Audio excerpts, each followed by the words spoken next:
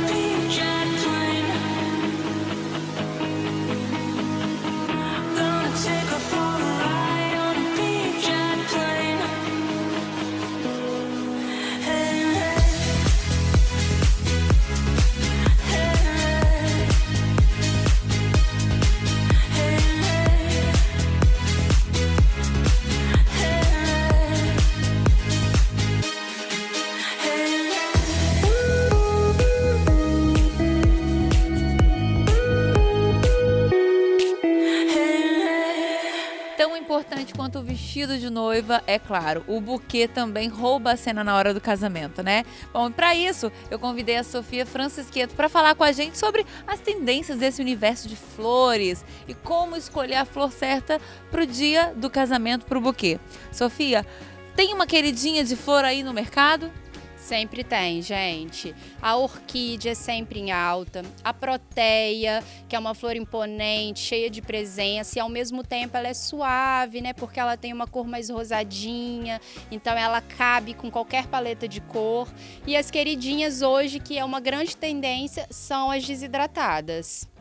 Agora, eu vejo muitos buquês aí em fotos pelo Instagram, daqueles buquês mais desconstruídos, até coloridos, bem floridos, né? Com vários tipos de flores. Também é uma tendência isso? Sim, essa tendência ela veio com a tendência também do casamento ao ar livre, o casamento mais de dia, o que abriu mais para essa liberdade na escolha da paleta de cor mais alegre para casais jovens, uma coisa mais desconstruída, mais bagunçada, mais divertida, sabe?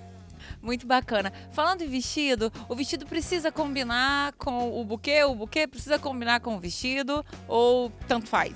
Sim, um é complemento do outro. A maior dúvida que as minhas noivas têm é se a paleta de cor do buquê precisa ser a mesma paleta de cor da decoração. Não, o buquê não é uma peça da decoração, o buquê é um complemento da noiva e do vestido. Então eu sempre peço uma foto do vestido, ou nem toda noiva já escolheu e já quer divulgar ali a foto, então elas mostram de repente inspirações e ali eu trabalho para que fique tudo harmonizando.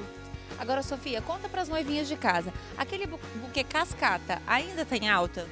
Então, algumas noivas ainda gostam, ainda usam, mas não é uma tendência, gente.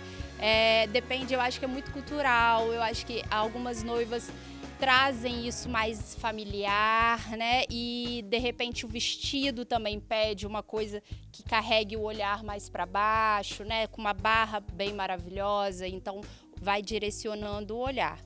Mas hoje a grande tendência é o buquê bagunçado, o buquê que tem um vapor, tem uma respirada, né? É a tendência. O tamanho do buquê tem a ver com o quê? Porque eu já vi buquês enormes, outros bem pequenininhos. Como que a noiva deve escolher isso, para não errar no dia do casamento? Tamanho da noiva. É a primeira coisa que eu olho, porque se o buquê é muito grande, a noiva é pequenininha, magrinha, ele engole a noiva. Aí não aparece vestido, não aparece noiva, não aparece nada.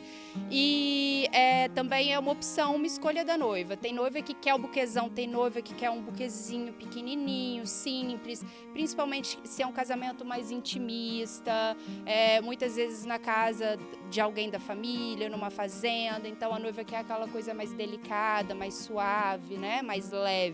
E por falar em estação, antigamente o mês da noiva era maio. E agora? Setembro. Eu amo o mês de setembro, gente. Ai, gente, início da primavera, não é isso? É início da primavera, é um mês solar, não é tão quente, não é tão frio, então funciona para casamento no campo, na praia. É uma época do ano que não tem muita chuva, é claro, né, que acontece. Eu costumo falar que eu tenho um santo forte e não chove, mas pode ser que chova, mas é um mês maravilhoso, é um mês florido.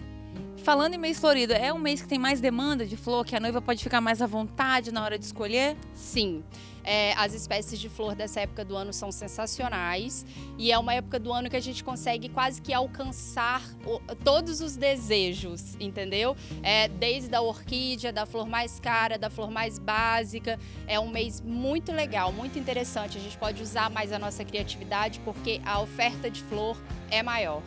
Se você tivesse que dar uma dica para as nossas noivinhas que estão vendo, você como design floral, qual seria a dica da Sofia? Personalidade. Carrega sua personalidade. É isso que eu coloco o tempo inteiro. Para de pensar no que fulana vai gostar, no que é tendência, no que passa na TV, na revista, ou o que você escutou falar que é mais legal. Pense em você, no seu noivo, que é vocês dois que vocês precisam agradar. Gente, esse foi o bate-papo aqui com a Sofia, que é design floral, dando muitas dicas aí para as noivinhas. Bom, a gente vai ficar por aqui, mas já já a gente volta, não saia daí.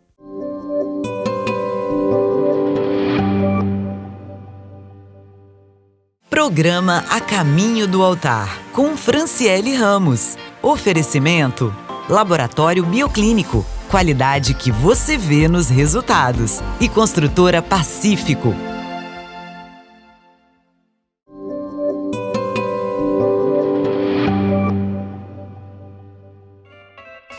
Hoje eu convidei a designer de joias, a Juliana Andreata, para bater um papo com a gente e falar sobre pérolas.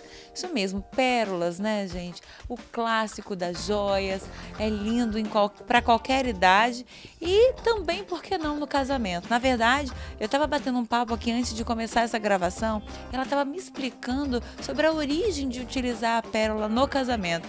Compartilhe com todo mundo dessa origem que eu acho que é tão bacana a gente saber. Então, na antiguidade, a pérola era considerada o símbolo de pureza, né? Então, por isso que hoje em dia, até hoje em dia, a pérola assimila-se tanto a pérola ao casamento.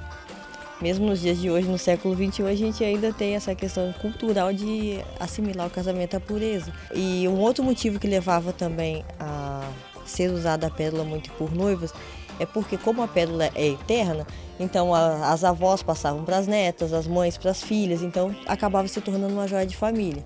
Então, um resgate cultural, introduzir novamente essa questão do uso da pérola no casamento, né? E agora, essa escolha, por exemplo, a noiva escolheu um brinco ou um cordão para usar no dia do casamento, ela só pode usar nesse dia? Então, tem que ser uma compra consciente, né? Hoje em dia a gente tem que pensar muito na compra consciente. Como a pérola é uma peça eterna, eu acho que você deve usar também depois do casamento.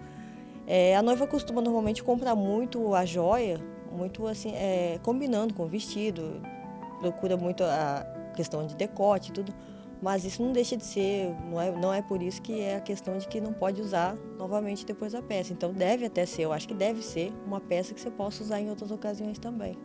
E o tamanho do brinco, da pérola, ele tem que casar com a harmonização que o vestido traz, né? Ah, sim, com certeza. Tem que casar também com o penteado que a noiva vai usar, o decote do vestido, se a noiva vai, de repente, casar na praia, se vai tudo. Eu acho que é uma combinação de vários fatores, né? Para poder chegar a uma decisão da joia que a noiva vai querer usar. Quer dizer que dá para usar pérola também em casamentos, por exemplo, feito na praia, final da tarde, mais rústico. Para todos os casamentos, dá para introduzir a pérola? Então, eu tive, por exemplo, uma cliente minha que o casamento foi feito na praia, então eu tive que pensar num colar, que ela queria um colar longo, porque o decote do vestido era um decote grande também e ela não queria deixar de usar um colar, mas ela queria alguma coisa que lembrasse uma sereia. Então eu fiz um colar com um fio de prata fininho e nas duas pontas, uma ponta com uma pérola e uma ponta com uma concha. Então, e é um colar que, pelo estilo da noiva, ela consegue também usar outras vezes, a não ser só no casamento. Você tocou num ponto muito interessante. No auge do casamento, a noiva tá lá desesperada, com a festa, com o vestido, com tantos itens que ela tem que se preocupar para montar a cerimônia, né? A festa de casamento do grande dia. Ela tem que se preocupar também em separar um valor dispendioso para ter uma pérola dessa maravilhosa? Ah, não, hoje em dia existem vários locais que cultivam pérolas. Antigamente a pérola era algo muito mais caro porque para você conseguir fazer a captação da pérola no fundo do mar era algo muito difícil, então as pérolas eram bem complicado para você conseguir ter acesso, né? Então acabava que custava muito caro.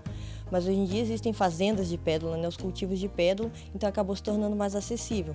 E não é uma coisa que tem uma qualidade inferior porque é de um cultivo, de maneira alguma. Então acaba que se torna uma peça mais acessível, mas obviamente entre as pérolas nós temos as mais caras, as mais em conta.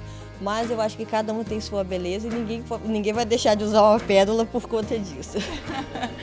Gente, algumas dicas básicas sobre como utilizar a pérola no dia do seu casamento. Eu bati um papo super interessante aqui com a designer de joias, Juliana Andreatta. Obrigada, Juliana. Espero por você mais vezes no nosso programa. Obrigada.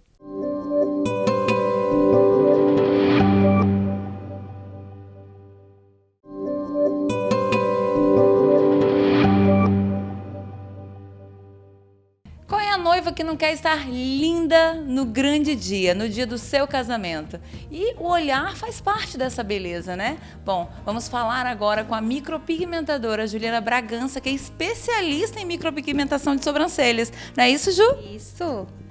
Bom, a Juliana, ela é responsável por deixar o olhar ainda mais bonito. A micropigmentação, qual é o papel dela na harmonização do rosto?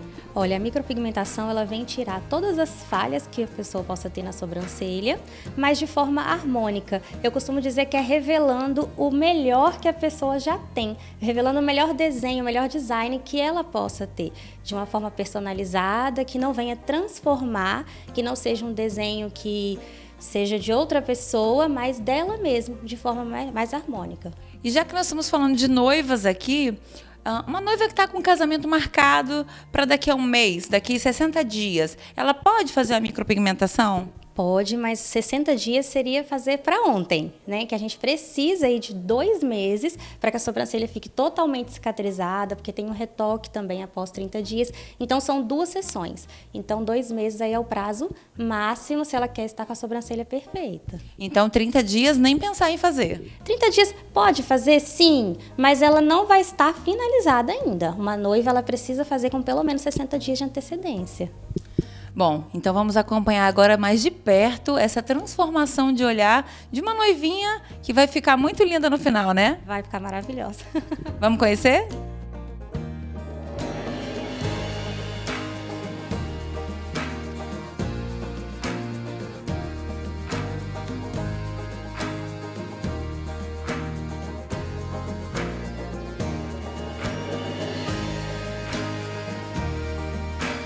Juliana, vamos entender um pouco sobre o procedimento. Primeiro você passa um anestésico, não é? E em seguida, como que você faz? A gente primeiro faz toda a asepsia da pele, com produtos próprios para procedimentos invasivos, né?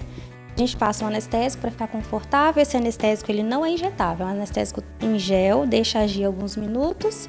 Agora a gente já está fazendo do desenho dela, né? A gente tira medidas do rosto, faz o desenho de forma harmônica com as características do rosto dela. E após esse design a gente começa a fazer os fiozinhos, a arquitetura de fios, para tirar todas as falhas e deixar a sobrancelha dela maravilhosa. E vendo o seu trabalho, a gente consegue perceber a naturalidade que fica, né, o seu trabalho. Ao que se dá essa naturalidade diferente de muitas sobrancelhas que a gente já viu por aí?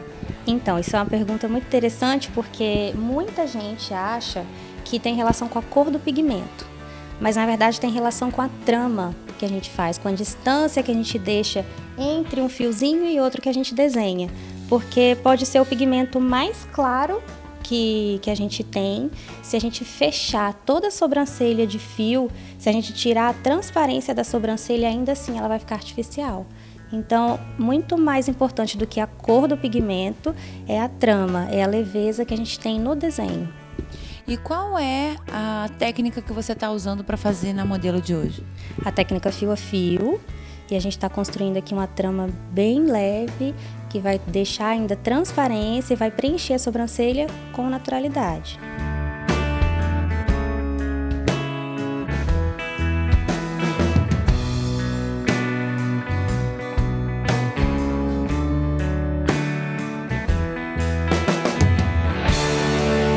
Dá para observar, na hora que você está fazendo o procedimento, que não sangra. Por que não sangra? Porque, na verdade, um procedimento de micropigmentação ele não pode sangrar.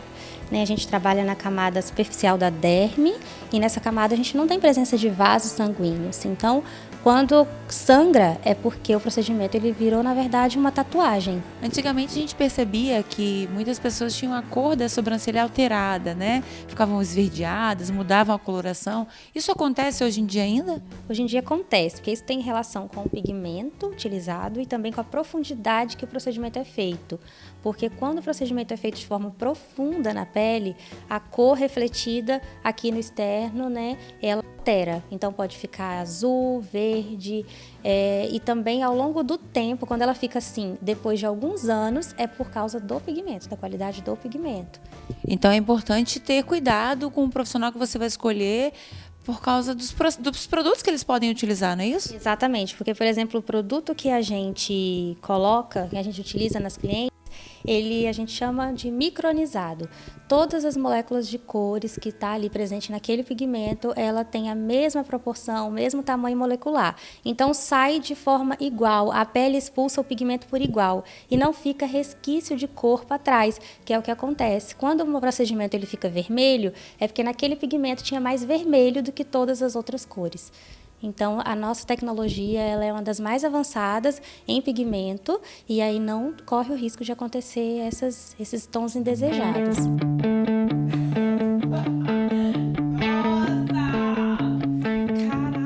Me conta como é que você está se sentindo agora. Plena, maravilhosa. Linda pro grande dia? É, acho que tô no caminho ainda. Gostou? Adorei, ficou ótimo.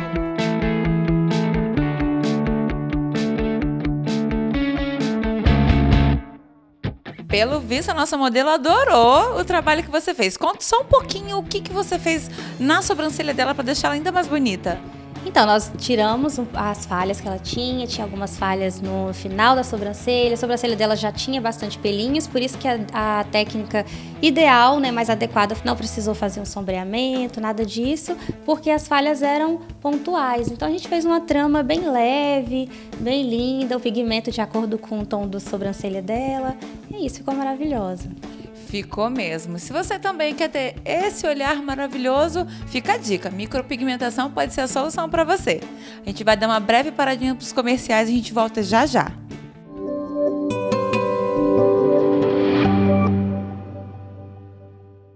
Programa A Caminho do Altar, com Franciele Ramos. Oferecimento: Laboratório Bioclínico. Qualidade que você vê nos resultados. E Construtora Pacífico.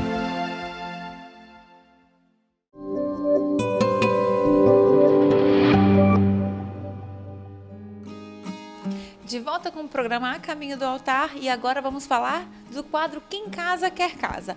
O seu quadro de decoração para ajudar noivinhas e noivinhos a cuidarem da casa, a deixarem ainda mais bonita. Bom, para nos dar dicas sobre decoração, ninguém melhor do que uma arquiteta e decoradora, né? Por isso nós vamos conversar com Maria Alice Rampinelli, que é arquiteta que vai falar pra gente sobre decoração. A gente já está aqui no ambiente, mostrando uma sala e a gente vai tirar dúvidas com ela. Maria Alice, me ajuda a construir uma sala. Qual a preocupação que a noiva tem que ter na hora de fazer a sala? Os principais itens que compõem, como que ela deve escolher, qual o cuidado que ela deve ter?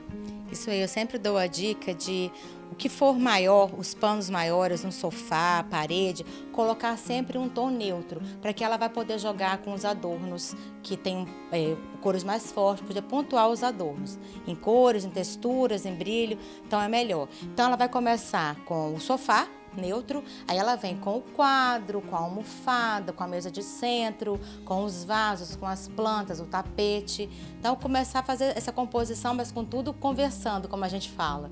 E falando em adornos, é claro que a gente não pode esquecer dos quadros, né? Que fazem toda a diferença na composição. Agora, como escolher um quadro de forma ideal para o ambiente? Tem que se pensar no tamanho da parede, no tamanho do quadro? Como é que funciona?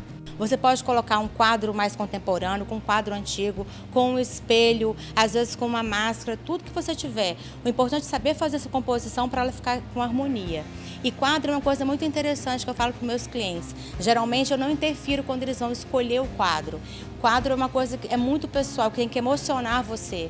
Então, às vezes, um quadro que eu gostei, mas o cliente não vai gostar. Então, você não compra pelo valor dele, você compra pelo valor sentimental, pela emoção que você tem com o quadro.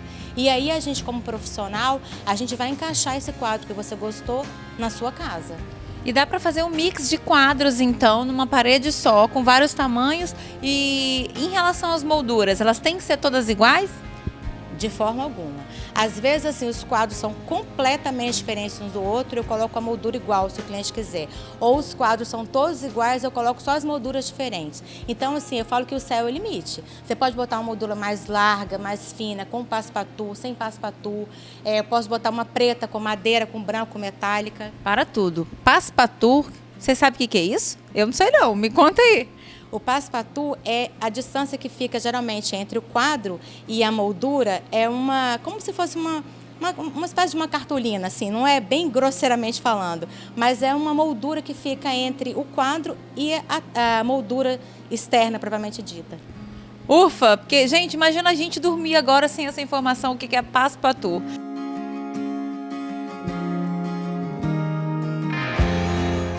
Essa harmonização do ambiente, se é que é assim que a gente pode falar, como que os noivos esse jovem casal deve pensar? Por exemplo, o noivo gosta de azul, a noiva gosta de rosé.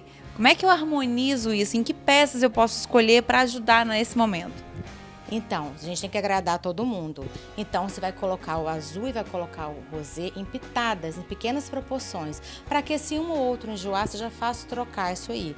Mas assim, é importante que a casa tenha a cara dos donos. Então, eu gosto de azul, eu assumo, eu gosto de azul, eu gosto de rosé, eu gosto de laranja. Então, a casa tem que ter a minha cara. Então, eu tenho que pontuar isso aí para poder, quando eu chegar na minha casa, me sentir bem.